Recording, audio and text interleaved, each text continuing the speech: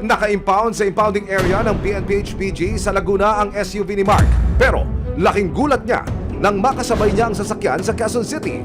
Ang catch, ang SUV, iba na ang plaka. Pero nang tignan ni Mark ang production sticker, kumpirmadong ito na nga ang kanyang sasakyan. Ano po plano nyo ngayon? Plano naming mapatigil talagang ginagawa nilang yan.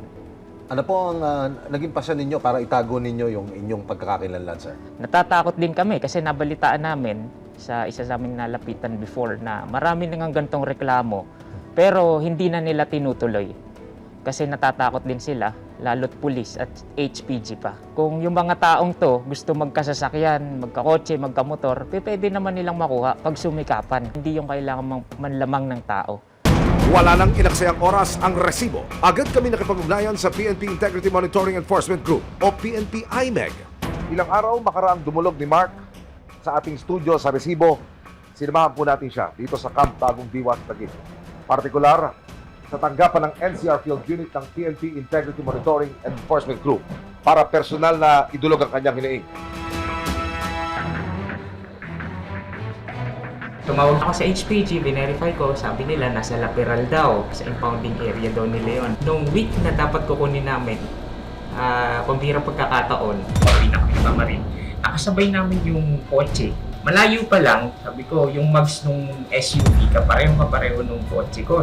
Pagkatapos ng documentation, anong inaasahan ng complainant? Makikipag-coordinate po kami dun sir sa LFU po, sa Proper. In case na wala po dun yung sasakyan sir, yung mga nakapirma dun, pwede po natin sampahan sila ng ng administrative case. Kung naroon na sasakyan, Tignan po natin kung PNP talaga involved dun sir sa paggamit ng mga sasakyan sir. Bali ma'am, pupunta po tayo ngayon sa Camp Crame po, sa office po ng HPG Limbas para magpag-coordinate at mag-imbestiga. pagdating sa headquarters ng Philippine National Police, agad na nagtungo ang IMEG at resibo sa tanggapan ng Highway Patrol Group o HPG.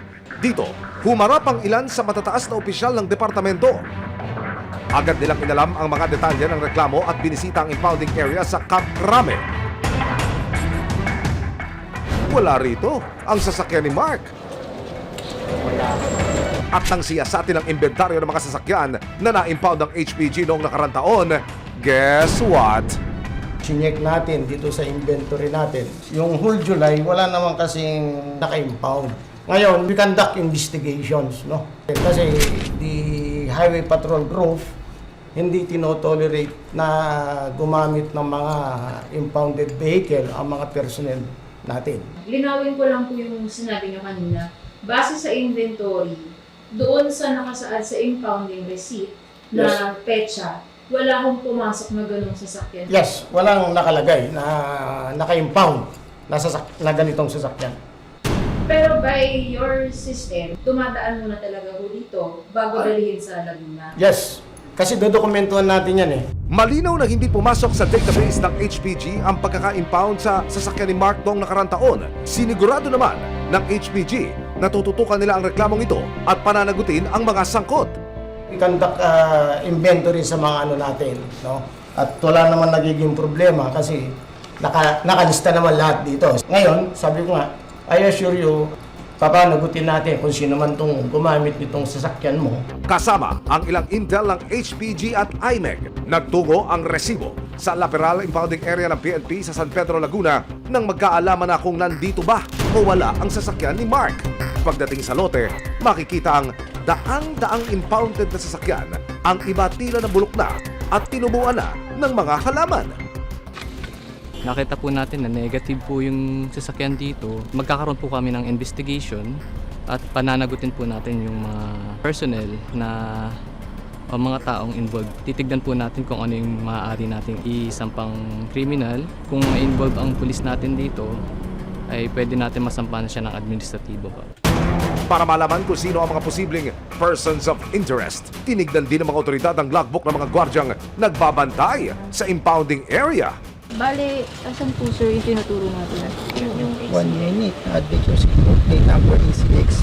Ngayon, paano nailabas? Ito po yung yung 1 unit adventure silver in-roll out noong February 23, 2023 around 10:51 ng gabi.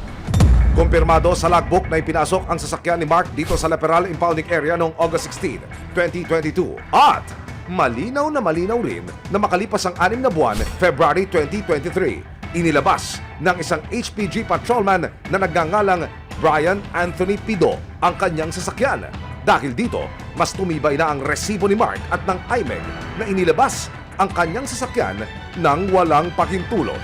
Kasi sa tuwing nagbe-verify ako sa HPG, lagi nilang sinasabi nasa Laperal nga daw, lagi nasa Laperal, nasa Fairview pala, wala sa Laperal.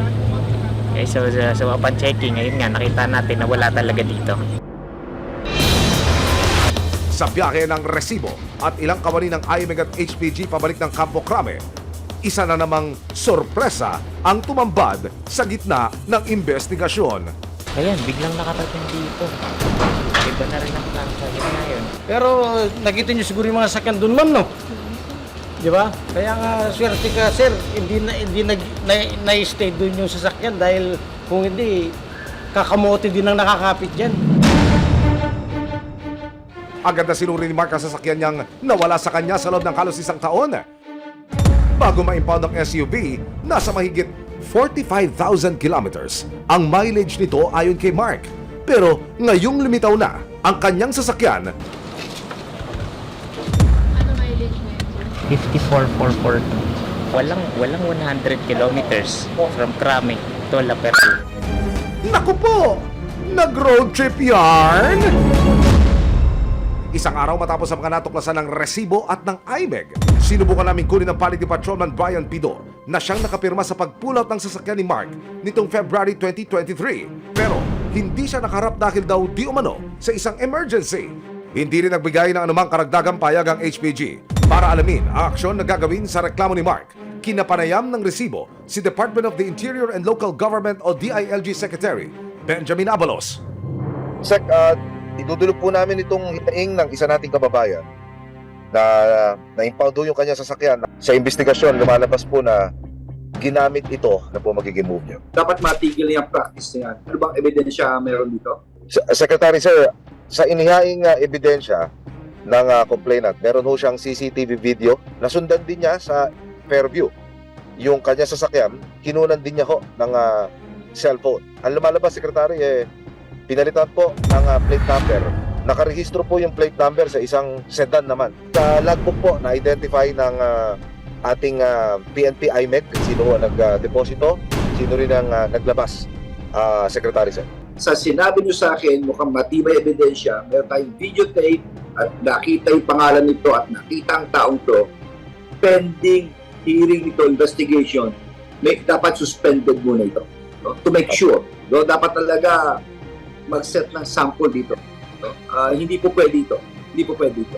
Secretary, baka may mensahe lang po kayo dito sa complainant. Sa totoo lang, hindi ho niya maiwasan na mag-alala dahil siyempre, uniformado ho yung kanyang mga ihahabla rito. Huwag kayong mag-alala. Ako mismo ang personal na tutulong sa iyo. No? Kung magpa-file ka ng demanda, ako mismo. At kung personal na gagarantahan ko safety mo. Akong bahala sa iyo. And we will make sure that justice should be done. Hindi na dapat maulit ang ganitong practice. We will make sure of that. Ayon kay Mark, kahit na lumutang na at nakita na niya ang kanyang sasakyan na matagal na niyang hinahanap, itutuloy pa rin niya ang pagsasampa ng kasong kriminal at administratibo laban kay Patrolman Brian Pido at iba pang lilitaw sa investigasyon na persons of interest. Wala akong balak na iurong yung reklamo o yung kaso against sa kung sino man yung may kasalanan, kung sino man yung sangkot dito. Ang batas ay ginawa para sundin, hindi para labagin. Ayon sa batas, kung sakaling makitaan ng probable cause, posibleng masampahan ng kasong karnaping ang mga sangkot sa pagkawala ng sasakyan.